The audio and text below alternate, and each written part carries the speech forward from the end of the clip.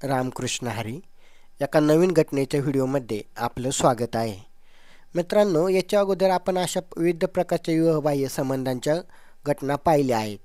पण आजची घटना आपण अशी आहे की आपल्या बायकोचे परपुरुषांबरोबर म्हणजे आपल्या मित्रांबरोबरच शारीरिक संबंध होते. हे पतीला समजले. पतीने आपल्या बायकोला मारलं नाही, पण तिचे जे प्रियकर आहेत त्यांना घरी बोलवलं आणि आपल्या बायकोला पण कपडे काढायला लावले आणि त्यांना पण कपडे काढायला लावले आणि त्यांचे कसे हाल केले ह्या दोघांनी मिळून नवरा बायकोने, हे आज आपण या घटनेच्या माध्यमातून पाहणार आहोत. त्यापूर्वी तुम्ही चॅनलवर नवीन असाल तर चॅनलला सबस्क्राईब करायला विसरू नका. तर ही घटना आहे कोईपुरम गावात राहणारा मैबिल जयेश, हा म्हणजे केरळमधली घटना ही. या कोईपुरम राहणाऱ्या पत्नी जयेश हा आपल्या पत्नी रश्मीबरोबर राहत होता. जयेशला काही वर्षापूर्वी जे लहान मुलांचं लैंगिक गुन्ह्यापासून मुलांचे संरक्षण म्हणजे पोक्सो कायदा आहे त्या अंतर्गत अटक करण्यात आली होती. त्याला तुरुंगात पण टाकण्यात आलं होतं. त्यानंतर सुटून आल्यानंतर त्याने रेशमीशी लग्न केले. या जोडप्याला 2 मुले आहेत. जयेश हा JCB ऑपरेटर म्हणून काम करतो, म्हणजे JCBवर ड्रायव्हर आहे. तर रेशमी ही एका कॅन्टीनमध्ये काम करते. जयेश एक बदमाश आहे. त्याला तर बेपर्वा गुन्हेगारी आहेतच, पण बहुतेकदा तो घराबाहेर राहायचा. त्याच्यामुळे जयेशमुळे रेशमीला कोणतं बंधन नव्हतं. नवरासारखा घराबाहेर राहत असल्यामुळे ही जी रेशमा ती आपली आता बिंदास होती. चार चौकात उठून दिसणारी रेशमा टापटीप राहायची. तिचा पेहराव, बोलणे, हसणे, चेहरा यामुळे पुरुष तिच्याकडे आकर्षित होत होते. तिचा भांदेसूद शरीरातून दिसणारी तिच्या अवयवांची गोलाई अनेकांच्या मनात उत्तेजना निर्माण करत होती. तिलाही पुरुषांच्या नजरा कळत होता आणि पुरुषांसोबत खेळण्याचा नादही तिला जडला होता. त्यामुळे महिलांपेक्षा ती पुरुषांमध्येच जास्त रमत होती. तिचे पुरुषच मित्र जास्त होते. तसेच तिचा पतीचे मित्रही तिचे जिवलग मित्र झाले होते. जयेश घरी नसला तरी त्याचे मित्र घरी येत आणि तिला हवे नको ते पाहत असत. जयचा एक मित्र नेहमी घरी येत असे. तो 29 वर्षाचा होता. अजून त्याचे लग्न झाले नव्हते. त्याची बुकेली नजर रेशमीने हेरली होती. तो तिच्या ध्येयाकडे आगाशी नजरेने पाहत होता आणि आता तिने त्याला ध्येय दर्शन घडवण्यास सुरुवात केली होती. तसे त्याचे येणे जाणे सुद्धा वाढले होते. एक दिवस धाडस करून त्याने त्या रेशमीला मिठीत घेतले. तिने हसून त्याला प्रतिसाद दिला. त्याने तिच्या स्तनांचा गोलाईवर हात फिरवत ओटाला ओट लावले. तिने चुंबन घेत तिच्या शरीराचे मर्दन करू लागला. तिच्याकडून मिळणाऱ्या प्रतिसादाने तो पिसाळला आणि तिच्यावर तुटून पडला. पाहता पाहता दोघे नग्न विवस्त्र होऊन एकमेकांना ओरबाडू लागले. हातचे न राखता दोघांनी एकमेकांना भरभरून शरीर सुख दिले. तो इतका खुश झाला की तिच्या अधीनच झाला.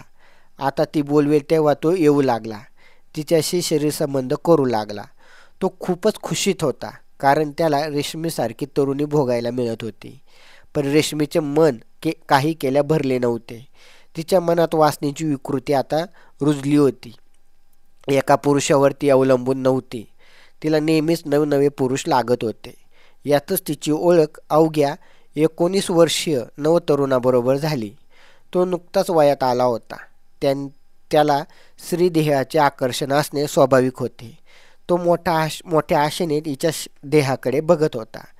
तेव्हा तिने त्याला मिठीत घेऊन चुंबन दिले. तिच्या मुलायम भरलेल्या देहाच्या स्पर्शाने त्याची जवानी उसळ्या मारू लागली. तो आकाशासारखा तिच्या देहावर तुटून पडला. जोरजोरात तिच्या स्तनांचे मर्दन करू लागला, चुंबन करू लागला, चूषण करू लागला. ती बेभान झाली. या कोवळ्या पोराने तिला चांगलेच चेतावले होते.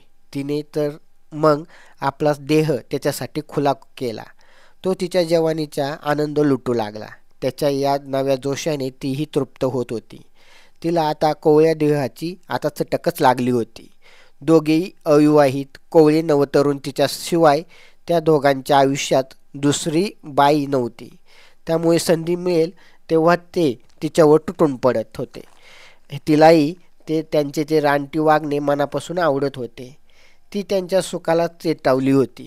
ते दोघेही तिच्या देहासाठी आतुर होते.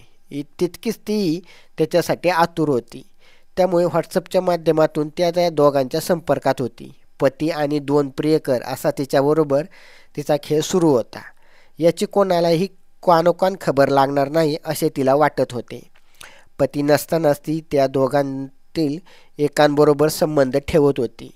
त्यामुळे पतीला काही माहीत नव्हते, तर दोन्ही प्रियकरांना वाटत होते की तिचा पती सुख देत नसल्याने ती माझ्याशी संबंध ठेवते. त्यापैकी एकाला पण माहीत नव्हते की तिचा आणखी एक प्रियकर आहे. या सगळ्या वासनेचा खेळाचा शेवट कधी ना कधी होणारच होता. नेहमी खुशीत असणारी, नटून सजून राहणारी रेशमी पतीला खुश करत होती. आपली देखणी बिंदास बायको मिळाली याचा त्याला आनंद पण होता. पण मनात वासनेची विकृती वास करत असल्याने त्याच्या मनात रेशमाबद्दल संशय येऊ लागला. एक दिवस त्याने तिच्या मोबाईलमधील व्हॉट्सअपचे मेसेज बघितले. तेव्हा त्याच्या लक्षात सगळा प्रकार आला. आपले मित्रच आपल्या बायकोला घरी येऊन बघतात हे लक्षात आल्याने तो बिथरला. त्याने बायकोला फैलावर घेतले. तू माझा विश्वासघात केलास, तू बदफैली आहेस असे म्हणत त्याने तिला चांगला चोप दिला. आपले अनैतिक संबंध पतीला कळल्याने ती हादरली.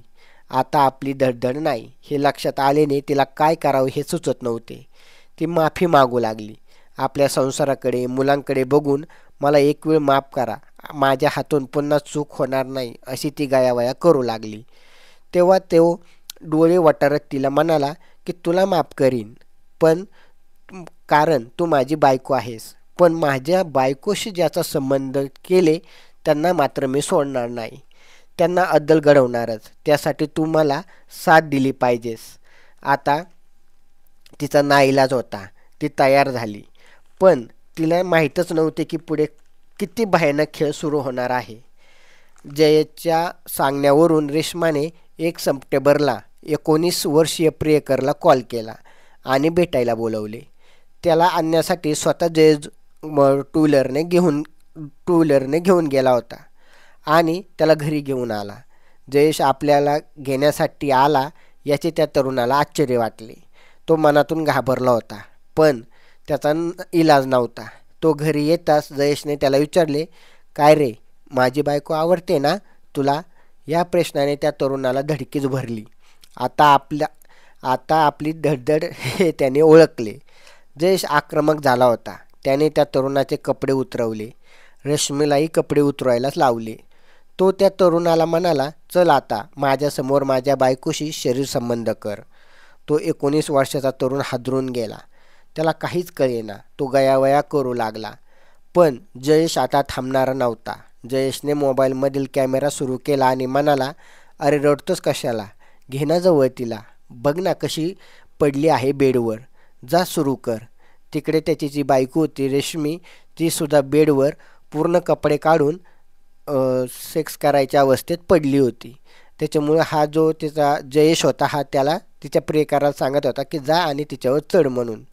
जयेशचे हे बोलणे, त्याच्या चेहऱ्यावरचे विकृत भाव पाहून तो तरुण माफी मागत होता.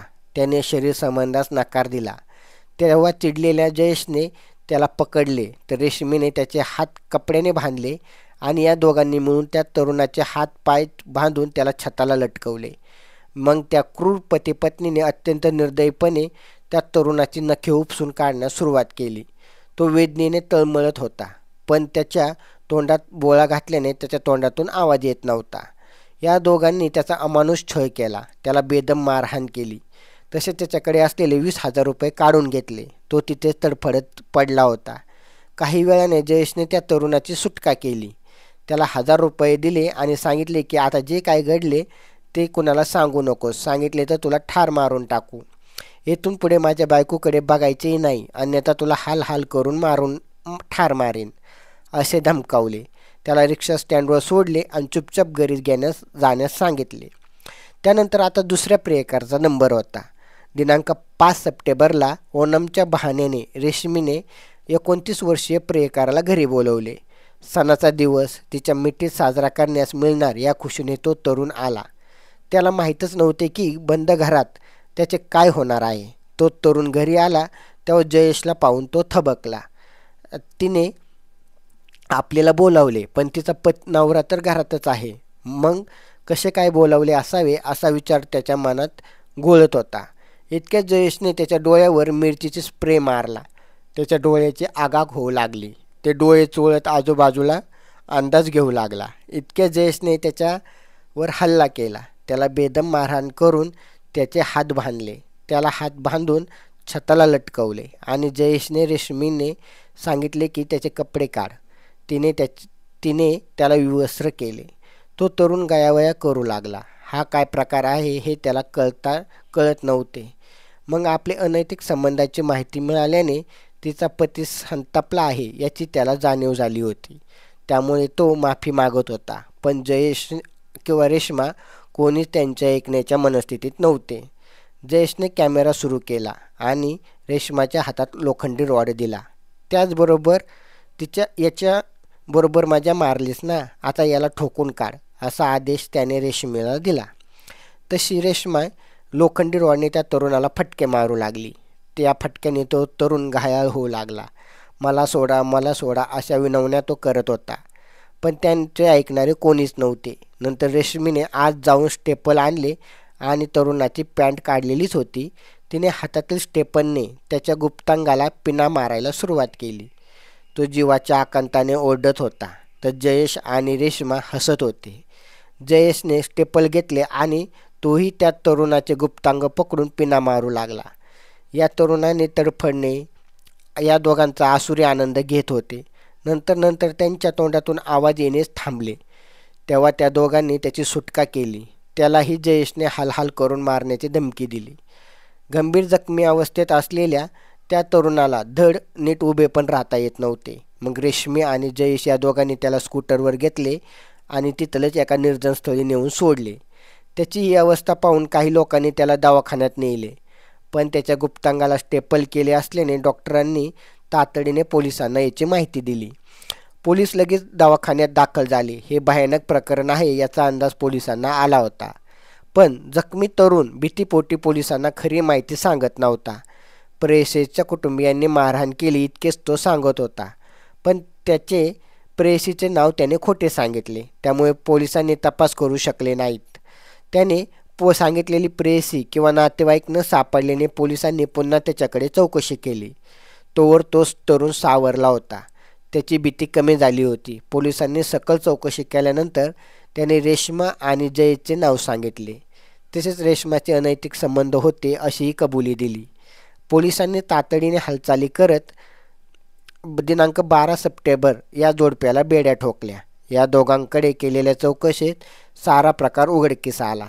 या अमानुष प्रकाराने देशभरात खळबळ माजली आहे आणि पोलीस पुढील तपास करत आहेत.